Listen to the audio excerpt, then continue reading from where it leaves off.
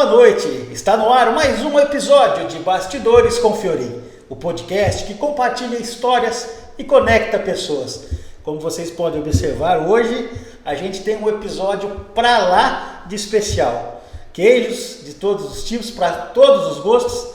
E quem vai falar um pouquinho mais com a gente sobre essas delícias aqui é o Chico Romanato, empresário que veio de São Paulo, escolheu Rio Preto. E aqui ele é o proprietário da Queijaria do Chico, tão conhecida, né, e visitada pelos amantes do petisco, da cervejinha, do bom vinho. Seja bem-vindo, irmão. Muito obrigado pela presença. Eu que agradeço o convite, cara. Chico, antes de qualquer coisa, o pessoal está vendo aqui que nós temos queijos aqui maravilhosos. Conte pra gente um pouquinho a característica de cada um e depois a gente vai falar mais sobre esse assunto que é tão intrigante e que tem conquistado, digamos assim, o gosto e o paladar do brasileiro. Sim, com certeza, cara. O queijo, na verdade, sempre foi algo que fez parte da vida do brasileiro, só que de um tempo pra cá a gente tem tido um número maior de produtores focados em fazer queijos cada vez mais autorais, né? E realmente com uma qualidade bastante diferente do que a gente normalmente está acostumado a encontrar nos mercados de forma geral, né?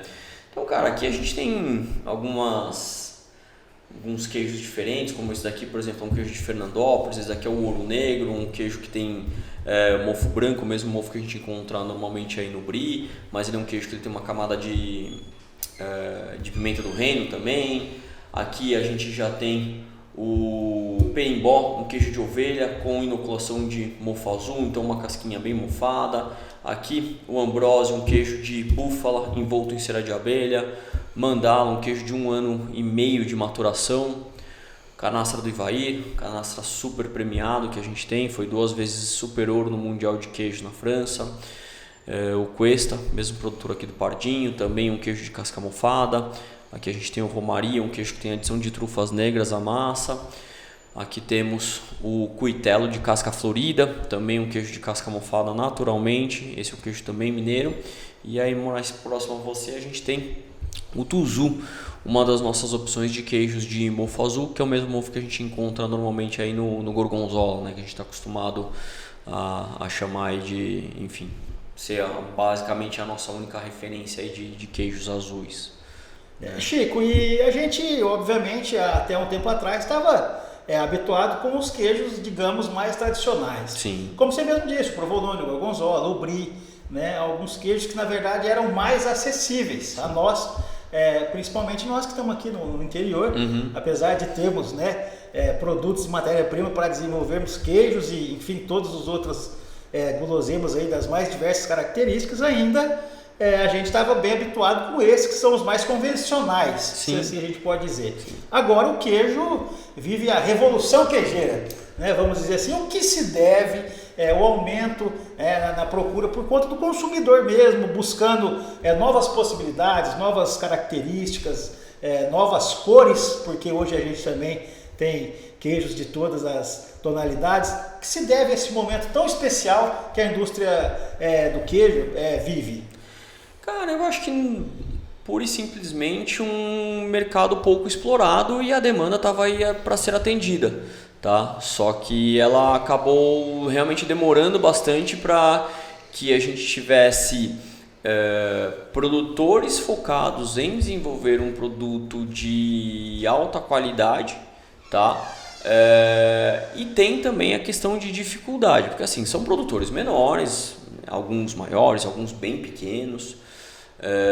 Então a gente tem uma questão de logística, né, que a menos que seja uma loja especializada como a minha, realmente focada em pegar realmente a dedo alguns produtos e nisso também montar a logística para trazer para Rio Preto, você não tem muito espaço isso no mercado convencional.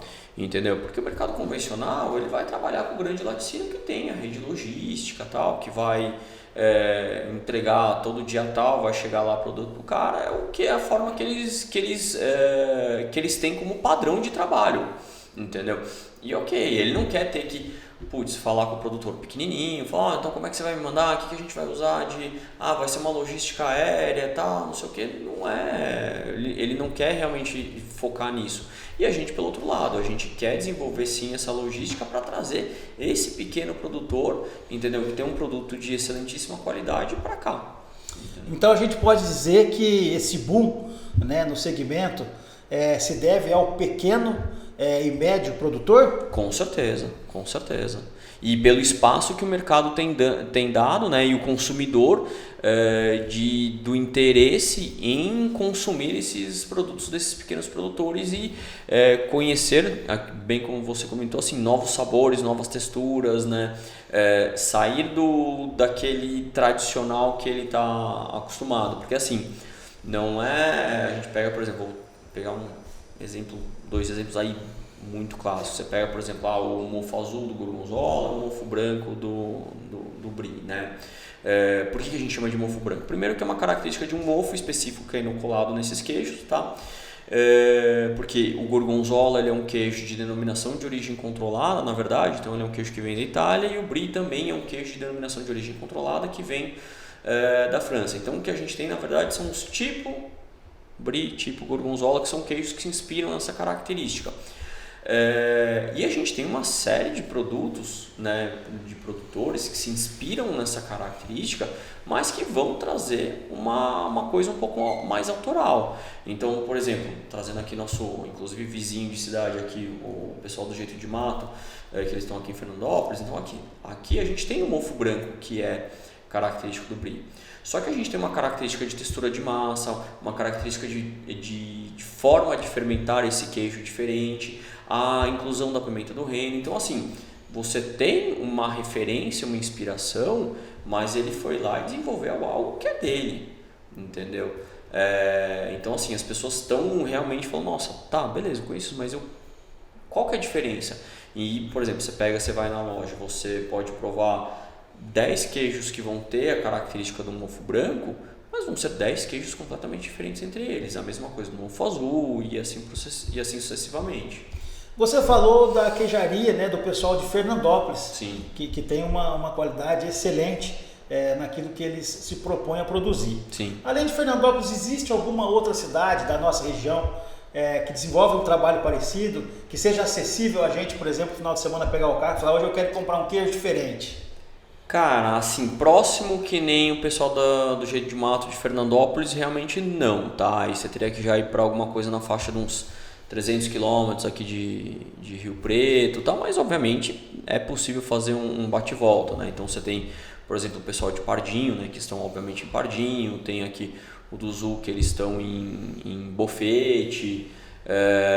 Então assim, tem, e recomendo muito, se tiver a disponibilidade de fazer esse tipo de turismo gastronômico, cara. Inclusive assim, se alguém tiver interesse, falou, Chico, tô indo para sei lá onde, não sei, ou tô indo para Serra da Canastra, não sei o que, quiser mandar mensagem, ou quiser passar na loja, a gente super colabora aí com sugestões, dicas, onde ir.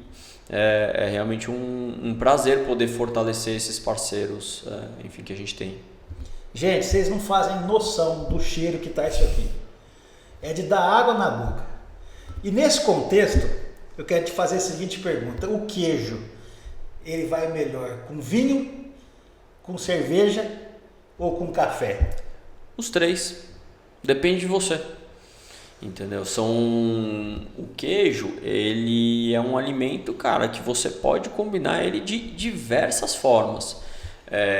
Obviamente vai variar muito do que com o que, entendeu? Então você tem queijos que eles vão funcionar mais com vinho branco, mais com espumante, alguns poucos com vinho tinto, apesar da gente pensar que é mais um vinho tinto, de uma forma geral é muito mais fácil você harmonizar os queijos com vinhos brancos, rosés e espumantes, tá? Eles têm características que vão funcionar no geral de uma forma mais fácil com os queijos, mas você pode também ir para cerveja, você pode ir para cachaça, você pode ir para whisky, você pode, cara, o que eu sempre falo é não se prenda, entendeu? Vai lá, pega seu queijo, pega sua bebida, experimenta, descubra. encontre aquilo que gosta. Porque o que eu sempre falo, o que mais tem hoje em dia é pessoas colocando regra no que se deve fazer. Cara, não tem. Tem sugestões, mas cada um faz o que bem entender.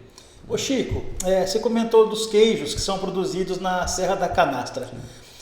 Essa localidade geográfica especificamente foi responsável em dar o pontapé inicial nesse produto, na expansão desse comércio, em possibilitar que mais pessoas provassem queijos diferentes?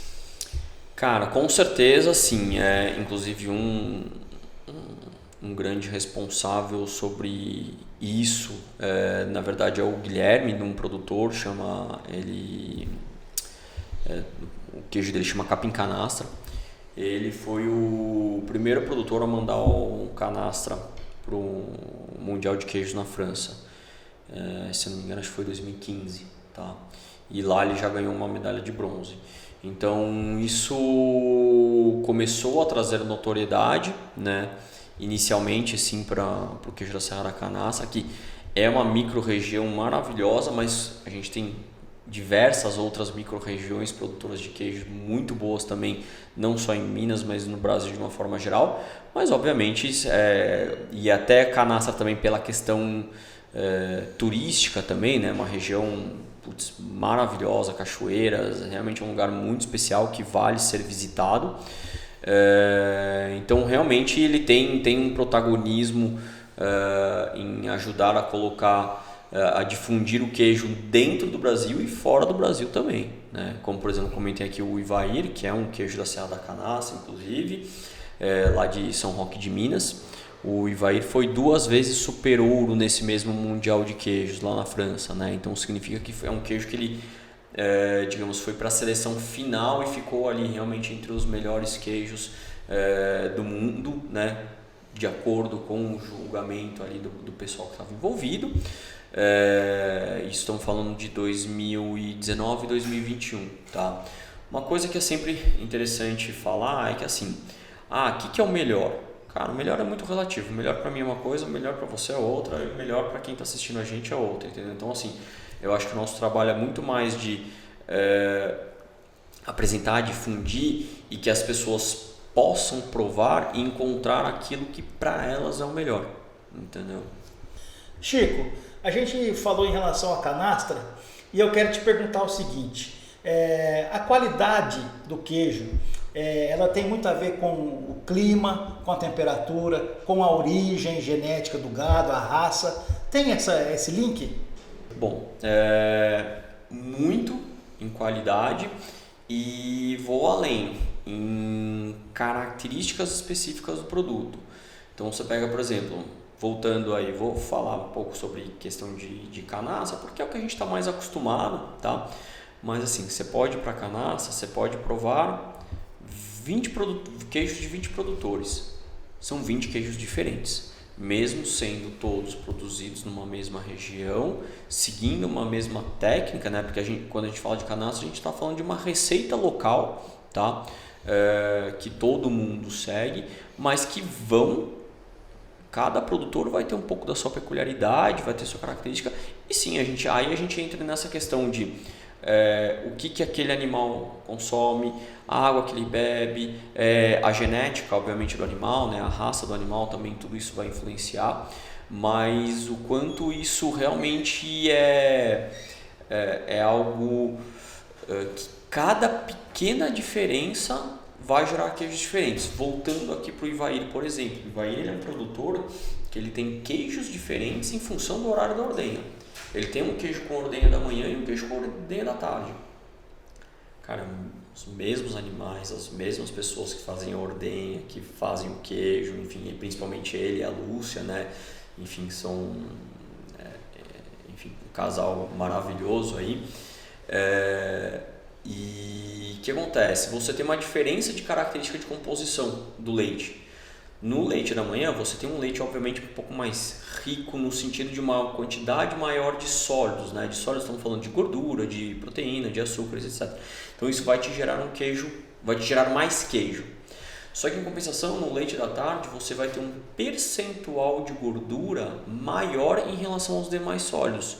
Então você já vai ter características de queijos diferentes. E não estou falando de uma coisa assim, nossa, cara, é imperceptível. Não, você prova um, você prova o outro, são queijos diferentes, tá? Textura e tal. Tanto que, por exemplo, o da manhã ele foi bronze já 2 vezes no Mundial de Queijo, e o da tarde foi ouro, foi super ouro 2 vezes. Então assim, você vê que realmente existe uma diferença de sabor, de textura, de tudo entre os 2 queijos. Tá? Chico, você estava comentando comigo nos bastidores que você está em Rio Preto há pouco mais de 5 anos. Isso. Né, que você veio de São Paulo. Cara, o que te fez buscar no mercado queijos? Por exemplo, eu quero chegar em Rio Preto e eu vou lá abrir a queijaria do Chico, que eu tenho certeza que a demanda lá vai ser maravilhosa. A galera do interior gosta de tomar uma e comer um queijinho. O que te trouxe essa expectativa? Cara, na verdade assim, não foi algo do nada, né? O que acontece? A minha esposa, na verdade, ela é daqui de Rio Preto, né? E a gente já tá junto há muitos anos. E apesar de morar em Rio Preto, eu estar há 5 anos, eu frequento Rio Preto aí há mais de 15 anos, tá? Então, desde começo de namoro, tal, não sei o que, início de casamento. Inclusive, casei aqui em Rio Preto. E aí a gente estava num momento em São Paulo que a gente vinha repensando muito a nossa vida lá. A gente tinha acabado de ter filho, nosso filho estava com cerca de 1 ano.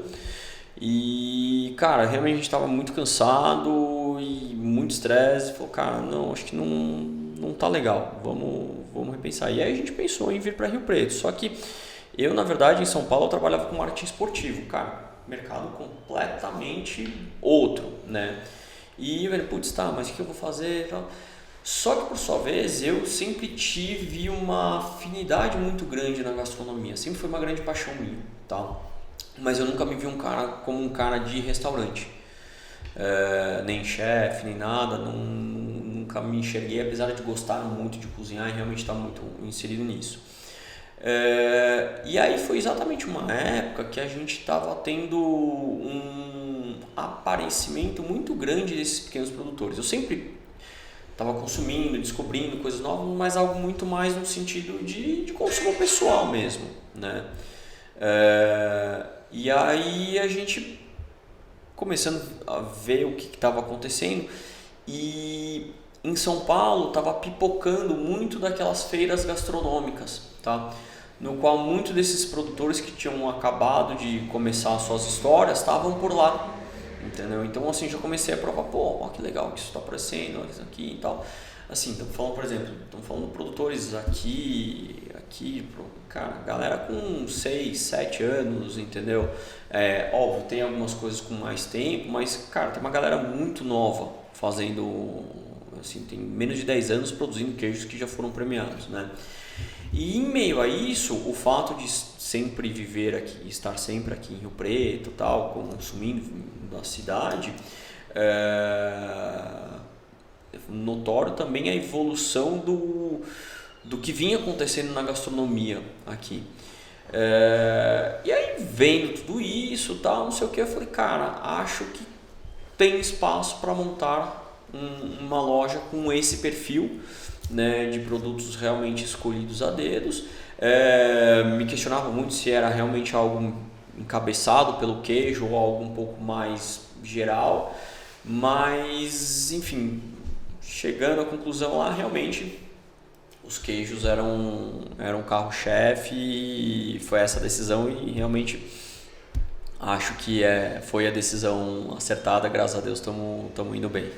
Existe uma quantidade de queijos, por exemplo, espécies, modelos, como é que a gente pode dizer isso? Tipos? Características diferentes na sua loja. Por exemplo, eu tenho tantos queijos diferentes, de tantas características na minha loja, tem um número?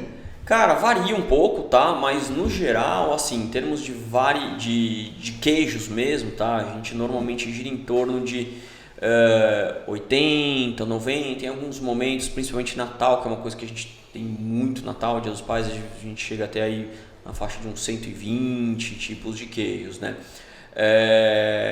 Obviamente tem alguns queijos que vão ser de características similares, né? Então a gente vai ter ali 4, 5 opções de mofos azuis, né? 4, 5 opções de queijos na linha de uma característica mais dura, que vão trazer um pouco dessa semelhança com o que a gente está acostumado aí na linha de um parmesão, por exemplo, né? Então sempre vai, mas de novo, cara, cada queijo é um, entendeu? Então essa é a beleza e é muito legal quando a gente está com os clientes na loja, né? A parte de degustação, óbvio, é imprescindível, né? Então assim, se você for lá na loja, cara, o produto que você quiser provar, você vai provar. E é muito legal quando de repente se apresenta para um casal, para uma família, alguma coisa assim, e que cada um tem uma preferência, não, eu gostei mais desse, não, eu gostei mais desse, eu gostei mais dele, entendeu? Então isso é muito legal e como, de novo, aquilo, o melhor para cada um é muito individual, né? E a ideia é exatamente a gente poder dar essa quantidade de opção para as pessoas encontrarem aquilo que mais gostam. Chico, assim como os queijos também foram surgindo novas variedades com novas características, né? Como você bem colocou, a gente sabe também que, obviamente, né, a qualidade do produto ela tem uma relação muito próxima ao valor, né, que o mesmo tem que ser comercializado.